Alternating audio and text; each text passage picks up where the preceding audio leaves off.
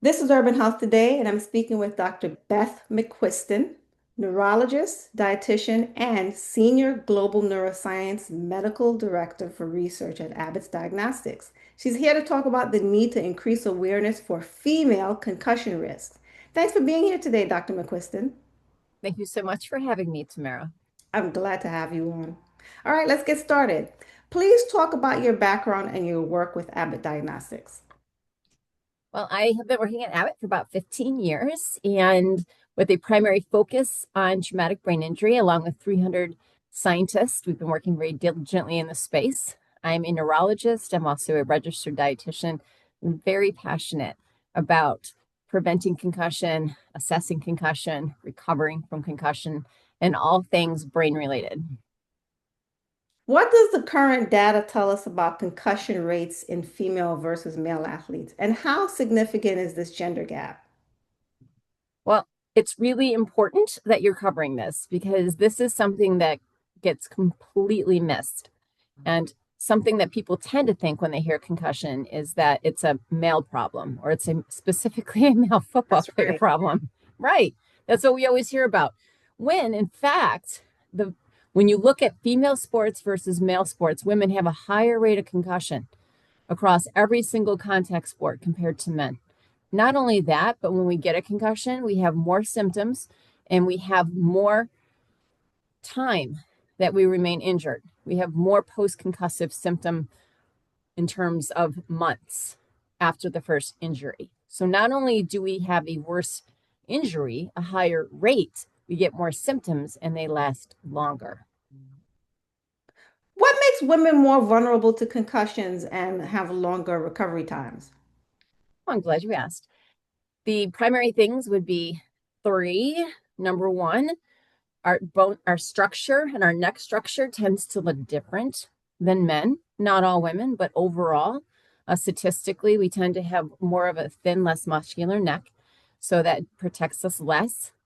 Number two, when you zoom in on the microarchitecture of our brain, what you see is that we have more axons, which are nerve cells basically, crisscrossing up here, particularly in the corpus callosum. However, they're thin. They're more thin than the male axons. So more connections, but smaller streets. So that makes it more likely to sustain some kind of injury. The third thing would be is the neurohormonal overlay.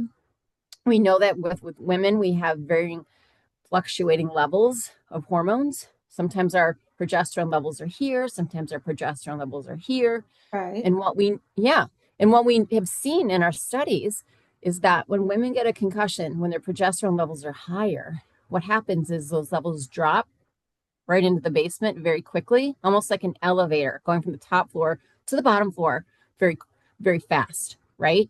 And when that happens, it makes the brain more vulnerable. So the same injury in the same woman, depending on if her progesterone levels are higher or lower, you will have a different outcome. Oh, wow. That's Mhm. interesting. Isn't that interesting? So to sum it up, one is our growth structure. Number two, you zoom in on the microarchitecture. We have more connections, but they're smaller streets, if you will. And then third, we have the hormonal fluctuations. So are you saying that women are more susceptible at different times of the month to, Yes, yes. wow. So we have seen really elegantly done studies, and what we know is that the same woman, depending on where she is in her cycle, whether it's in the follicular phase or the luteal phase, it makes a difference. Now, that said, I'm going to preface all of this with we really don't have a lot of research on women in concussion. When you look at the body of evidence, so much for men, and that's great, right? We need that information. And then when we look at the body of evidence looking at women in concussion, the male level, we have this much evidence, the female level, we're down here. So we're just beginning to really do a deep dive into this scientifically, and we learn more every day about this space. And we're even running one of these trials at Abbott with Auckland University of Technology over in Auckland, New Zealand. And we're doing a really deep dive on female athletes at an Olympic training site. So stay tuned. We're going to have a lot more information. Wow. Well, tell me about your current concussion protocols and how they could be, well, not your current, but current concussion protocols for women and how they could be strengthened. Sure. So the number one problem that we see is that it's missed. That's the number one problem. People are not aware that they had a concussion. And you might think, well, why? I can't believe that's happening in the year 2025.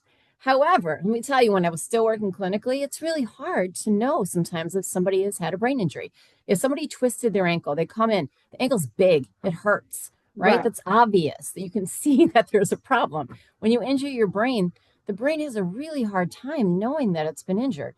And the typical pathway when people would come in, say to the emergency room or they're in a medical tent and they're being evaluated, normally what you would do is you would assess for a variety of different things.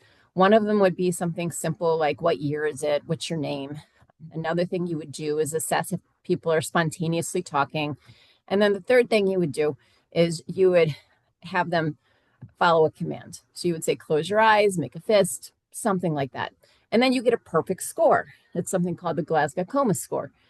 However, what we're literally assessing for when they come in is we're assessing for amnesia, for example.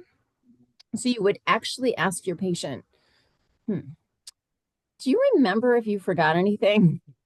Come on, right? It doesn't make a lot of sense. And then you're left with these very easy questions. And you're not really digging in deep. And the ear doctor hasn't really seen that person before. The doctor in the medical tent hasn't seen this person before. They don't know them very well. So then you're left with that information. The next thing that they might do is if they're concerned if you have a bleed in your brain, you might get a head CT, which is great if you need one. However, the vast majority of head CTs are going to be negative, which means that they'll look perfectly fine. I mean, a negative in this case is what you want. You don't want to see something wrong on your head CT. Okay. So now you're left with asking people if you remember if they forgot anything. You send them for some head scan that was negative. And on top of it, that head scan that you get with the head CT, it exposes you to radiation. A Right. study just came out which showed that when you have radiation, because if you have extra testing or procedures, you increase your chance of getting cancer in your lifetime. So, if we can avoid doing a head CT that most likely is going to be negative, wouldn't that be great? So, your question, I kind of build up to the suspenseful ending here, but there's a new test and some new guidelines that have come out. And we've had blood tests for the heart, we've had blood tests for the pancreas, the kidney, the liver. We've had blood tests for every system in the body except for the brain until now. So now there's objective testing, a blood test that can assess for brain proteins in the peripheral blood. These brain proteins have been recommended, this blood test has been recommended in new guidelines and the very assessment of concussion. And those are called the CBIM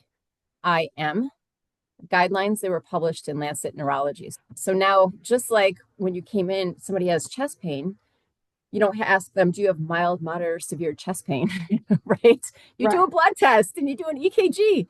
So Mhm. now with the brain, we've been working on this for, gosh, since we started working with the Department of Defense in 2011. And we had 300 scientists working on this. It took us about 7 years to get the first product through the FDA. And we did. So now we have this beautiful blood test that can measure these brain proteins down to a very low level. We can do it on 2 drops of blood in 15 minutes. Excuse me. And it's been FDA cleared. So it's exciting. It's an exciting time. So much is new, and the newness is goodness. So how does this rapid blood test, how does it work and how does it benefit female athletes in particular, given their extended recovery patterns? Sure. Um, well, the number one thing is you can't treat what you don't know. So if somebody doesn't know if they've been injured, it really, I would say the number one thing for people listening to this podcast that you're putting out or this video cast is know the signs and symptoms of concussion. What are the signs and symptoms of concussion? We all know that you shouldn't get one, but what are the most common signs and symptoms of concussion? We actually did a survey across the United States, and what we found is the vast majority of folks have no idea what the most common 3 signs and symptoms of concussion are. So that's what I'm going to say first, even before testing and everything, is awareness. The number one thing is awareness. And why is that so important? Because you want to prevent it. So if you know that women athletes are at high risk, particularly in contact sports, let's talk about prevention, because the best problem is no problem. So what can you do to prevent a concussion? Lots of things. Number one, get a good night's sleep. You and I were talking about this before we started recording, but it's one of the number one things you can do for your brain. And it's going to make your mood better. It's going to make your reaction time better. You have to get a good night's sleep where possible. And a quick litmus test to know whether you're getting enough sleep or not is, did you wake up to an alarm clock? If you woke up to an alarm clock, you're not getting enough sleep. So there's a quick one. Then number two, what I would say is stay hydrated. We see a lot of injuries when people don't remain hydrated, and that's a problem. If people have trouble with their glucose regulation, making sure that their glucose looks good, there are continuous glucose monitors. We've seen some really elegantly done trials where people maintain their glucose and their hydration, less injuries. So that's a big deal. And then from there, knowing your signs and symptoms. If you have contact, right? What could happen? Well, number one, your big symptom may be you don't feel yourself, right? You just don't feel like yourself. You feel off. If you had a collision with someone, if you were hit with a ball, if you slammed into the boards in hockey and you don't feel yourself, when in doubt, sit it out. If you're not feeling right, sit down. Really important. That's the best thing you can do. And then from there, do you have a headache? You may or may not have one. Do you feel dizzy? Do you feel lightheaded? Do you feel slightly nauseous? Is light bothering you? Is sound bothering you? So knowing all these signs and symptoms, posting them at your game, having your trainer, having your coach, doing all of this in your pregame, preseason activities, have everybody looking out for everybody else and have those posted where you can see them. I think that's really important. So now to get to your question about the protocols, I just wanted to reinforce first that prevention's best and then knowing the signs and symptoms, because those are the two things I think that are most impactful. Now, if you do suspect that you have a concussion, you have to get it checked out. And for some reason, people want to press on, right? No. Let me tell you why you shouldn't do that. Number one, you would never do it with your hamstring, right? If you pulled your hamstring or if you pulled your Achilles, you wouldn't insist in going back in or going on a 20-mile hike. You would rest and recover. I would argue, as a neurologist, as a brain doctor, your brain is vastly more important than your ankle or your hamstring or your knee, Hands right? down. Right? So then if you think you've been injured, you have to get checked out. Really important. Make sure that you're not injured. And something that we have seen in our studies is that if you have symptoms, you should not be back out there. And by symptoms, I mean, even if you have to take medication because you have a headache, that still counts as having symptoms. You shouldn't be out there. You shouldn't be out there. You shouldn't be at risk of getting a contact injury. You need to rest. You need to recover. You need to make sure that you're cleared. It's a bit like think of wet cement, right? When you pour cement, there's that time where it has to set, and if you step in it, you leave imprints, and it's not good for the wet cement. That's kind of what happens with your brain. When your brain has an injury, it has a healing time. You need to give your brain time to set, to recover. You don't want to go back out there and get injured again, because your brain is at such a high rate of being re-injured within the first 1 to 2 weeks after injury. So those are all the things I would recommend for women in the space. But Dr. McQuiston, the question then becomes that who needs to be made aware of these protocols, right? Like who needs to be aware, because you and I have seen, I've watched sports, and you see the star athletes who are the ones who put the points on the board, et cetera. Mm-hmm. They're put back out. They say, I'm fine. Put me back in, coach. I'm fine. And the coach relents and says, okay, all right, you sound fine to me. Maybe the medical person gets a little bit of a elbow and the person's back out. So who's responsible? Who is the person that says, no, I'm sorry? It's obvious to you as a neurologist and medical professionals, it's very obvious. It's like duh. But for people in sports who think they Mm-hmm. feel fine, who does the responsibility lie on to make sure that this person rests and sits out and heals? Well, I will tell you, I'm a big believer in working as a team. Whether it is you're on the team or working as a team in your work environment, we are all a team. So we are all responsible, right, for everyone's health. If you're watching this and you're a woman and you're on a sports team, bring this up. Have your team watch it, send it to your coach, send it to your athletic trainer. Athletic trainers are fantastic with this. They're very well trained on this.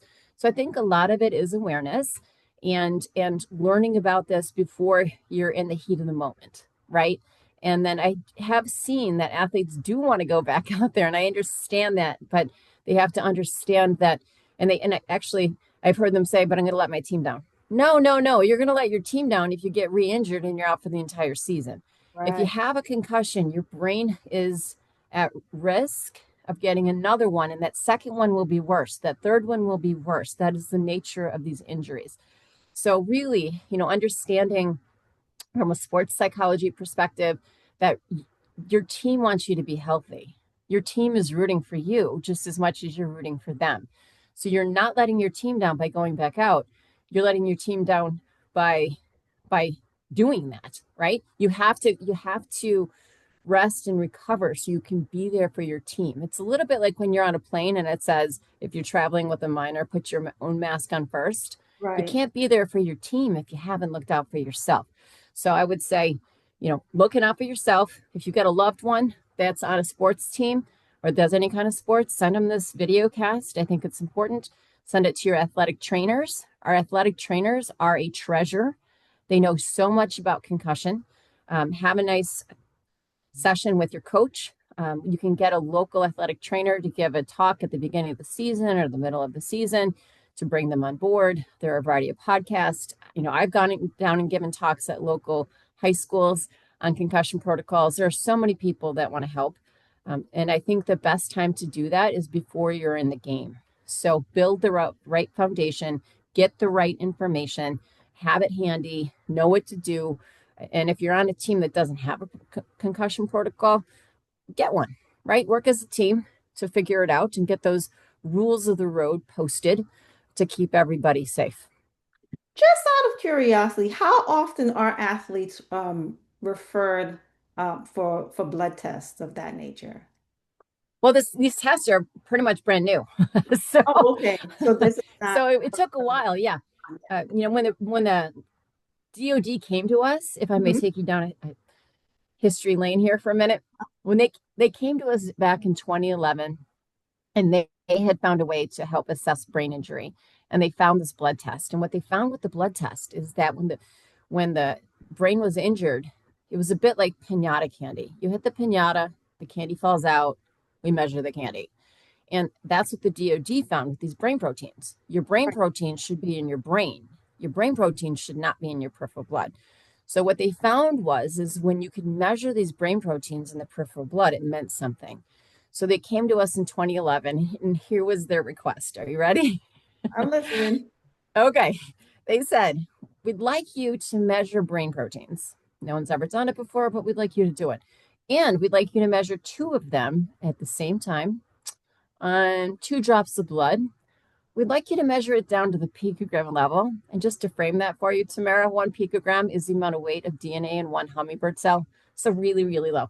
We'd like to measure that really, really low. And we'd like you to do that in 15 minutes. And by the way, on a portable handheld platform. So that was a tall order, right? So That's not a tall order at all.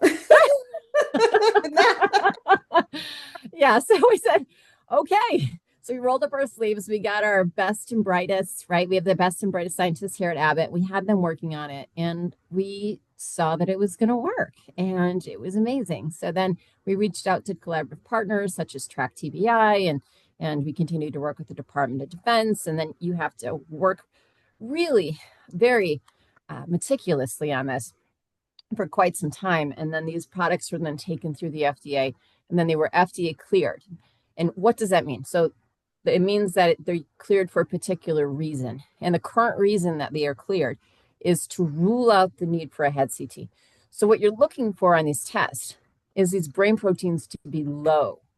So again, your brain protein should be up here. You shouldn't be measuring them from your bloodstream. So if your brain proteins are low, like they're supposed to be, great, green light. You don't need the CT. You don't need to take them away, to do all that. Fantastic. Now, if the brain proteins are elevated, it serves as a warning bell that more evaluation is needed. So these have recently gotten through the FDA in both the point of care and the core lab platform. They are being used and adopted worldwide. We've had some sites go live in the United States, and it's going really, really well. And we also had an announcement. I know, it's so exciting. And we had an announcement with Moto America. They're really fast going on a track, motorcycles, and they took it live. So they have these tests, the point of care tests, right there in their medical tent. How amazing, That right? is absolutely amazing. Yes, these tests are now just becoming available, and it's really exciting because it's really hard to know what to do, as we talked about earlier, when you're asking questions like, do you have memory problems? And these are not the greatest of tools. So now we have something rapid, we have something objective, we have something that is about this big that is fantastic. So it's a good time. Which sports show the most dramatic concussion rates? And are there unexpected high-risk activities for women? Yeah. So there are a variety of different sports. In contact sports typically have the highest rate. One of the highest rates of concussion that people don't realize, cheerleaders, right? No. Everyone's talking about the football players. We need to talk about the cheerleaders. Cheerleaders have a very high rate of catastrophic injuries and concussions. And it's not just from the flyers that you throw up, it's people on the base that are catching them and they get the foot to the head and that kind of a thing, or and they don't land right on a flip or so forth and so on. So cheerleaders have a high rate. Anything with contact would have a high rate. Lacrosse, field hockey, regular hockey, soccer.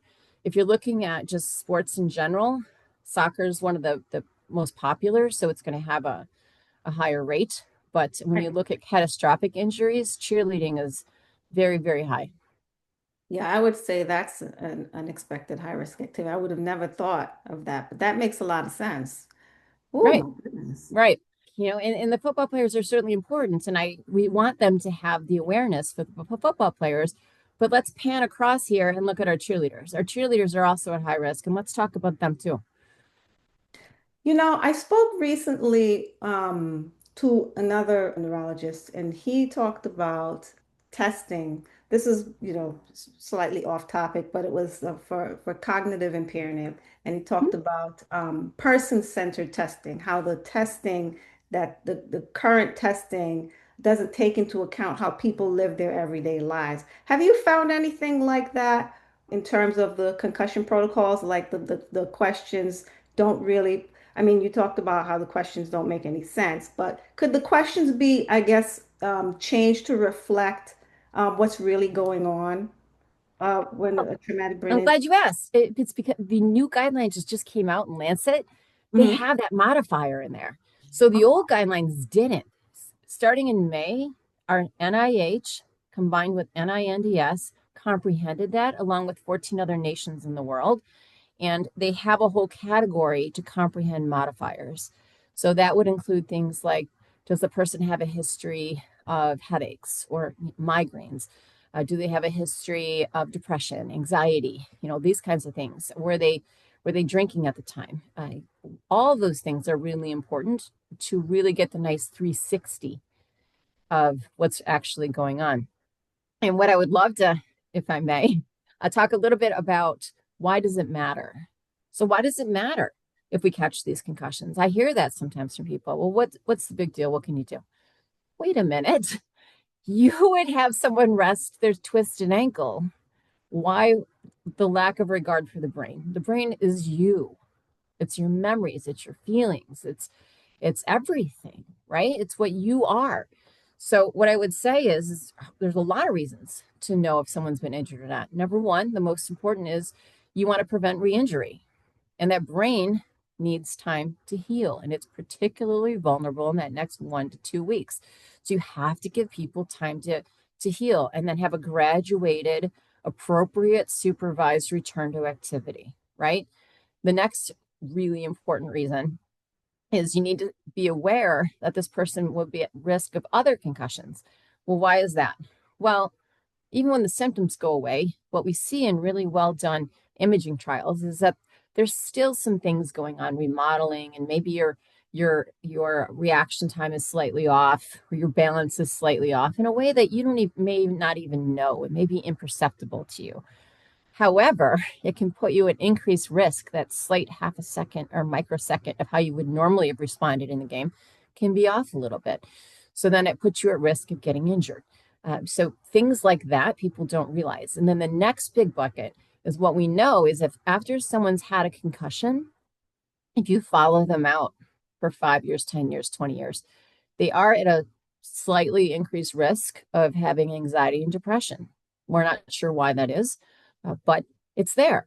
So if someone's had a history of a concussion, it's important that they communicate that, and their primary care doctor or their loved ones really monitor them to make sure, they don't see any signs of depression or anxiety. And if they do, that's okay. That's, get people in. There's a ton you can do to help modulate that and to help offset depression and alleviate and treat depression and anxiety. But you can't do anything if you didn't recognize it in the first place. So the fact that you're doing this video cast is tremendous. What prevention strategies should female athletes prioritize? Obviously, we can't necessarily make our necks thicker. Well, there But, actually are some techniques where you can strengthen your neck musculature. oh, So really? working with, Okay. yeah, there are some things you can do. Make sure you work with an athletic trainer, someone that knows what they're doing. You can make it a bit stronger. I would say one of the number one things that you can do is get a good night's sleep. We know that when people don't get a good night's sleep, their reaction time's off. When your reaction time and balance are off, you're more likely to get injured. So make sure you get a good night's sleep. It's really critical before the big game, not just for the performance. That's great if you have the best performance of your life, but as a physician, I want the health to be optimized. So getting a good night's sleep, staying hydrated. We know that when people get dehydrated, again, they're more likely to make errors, they're more likely to get injured. The third thing is make sure your glucose levels are good. We have seen that when people's glucose levels start to dip below their optimal levels, they tend to have more injuries at that time as well. So all of that's important. Other things you can do would be to make sure that your vitamin D levels are good. Think of vitamin D as your own internal airbag in your brain. Okay. So you don't want to go out there playing sports with suboptimal vitamin D levels. Vitamin D is critical for your brain. You want to make sure that your vitamin D levels are usually about 50 or higher. Talk to your doctor and see what's best for you, but make sure you're not vitamin D deficient. And I'll tell you, most of us walking around here in North America without supplementation, we're going to be deficient. And when we're outside, we're usually wearing sunblock and hats and the whole thing. And vitamin D is really important for your brain. So making sure that your vitamin D levels are good, making sure that you're eating a good diet, staying away from any kind of alcohol if you can. Alcohol is not good for your brain. Of course, no smoking. All of these things are just like letting a boxer punch your brain. It's not good for your brain. So fermented foods are very important. Things like kombucha, yogurt. We know that there is a gut-brain connection. So having a good gut is good for your brain. Those are all simple things people can do. Another thing that I'm a big believer in, and we were talking about before we started recording, is I'm having my green tea. Ah, Green tea is something that's very good for you. Other brain foods would include things like blueberries, raspberries, strawberries, all of those. And to make it really simple, what I recommend for people is at least for lunch and dinner, try to get 5 different colors of food on your plate, and a handful of Skittles does not count. It's gotta be real stuff, right? So some orange, have some melon, have some broccoli. Just get all the different colors in there. Get 5 different colors for lunch and dinner, and that helps optimize your brain in terms of phytochemicals and all the good stuff that your brain wants. And it also helps optimize your GI tract, which is also important for your brain. So lots of simple things that people can do. good luck getting young people on the run too. to do that. That's You know how you can get them to do it? It's one word. Are you ready? I'm listening. Smoothie.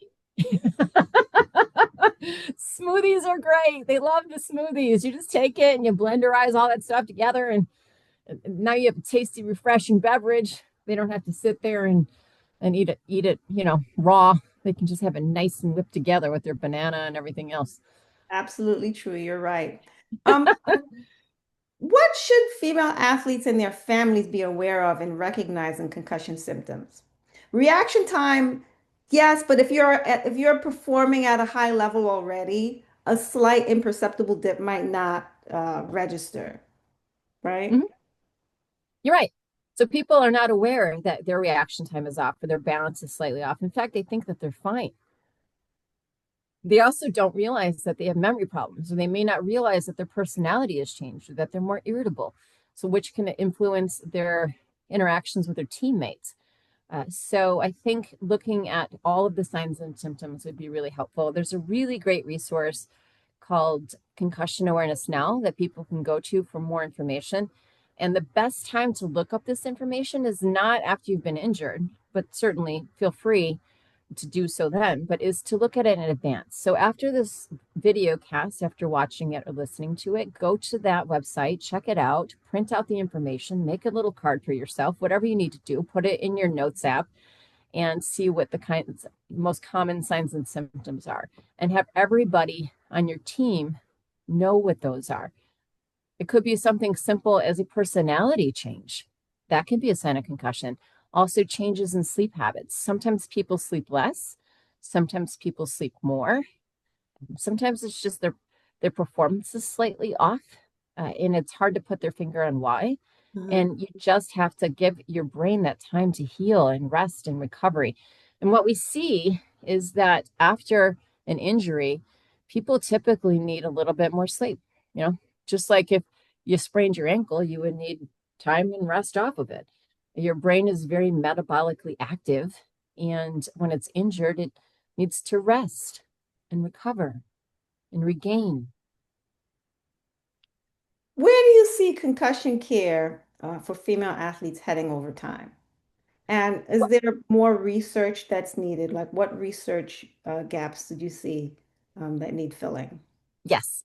Well, where I see this heading is hopefully a lot more research. I know we're doing some at the Olympic Training Site at AUT in Auckland. Uh, that said, there's still a lot that needs to be done. There's just not a lot that is known in this space, particularly for female athletes. So now that we have these objective blood tests, it really makes it nice to track. We can see people right away, then follow them over time. And then we're combining that with all kinds of other parameters and heart rates and wearables. And you're going to see a lot more studies and information coming out, even within the next year to 2 years. And where I would like to see it go is then prevention. Prevention is where it's at. The best problem is no problem. And we think, well, how do you prevent that?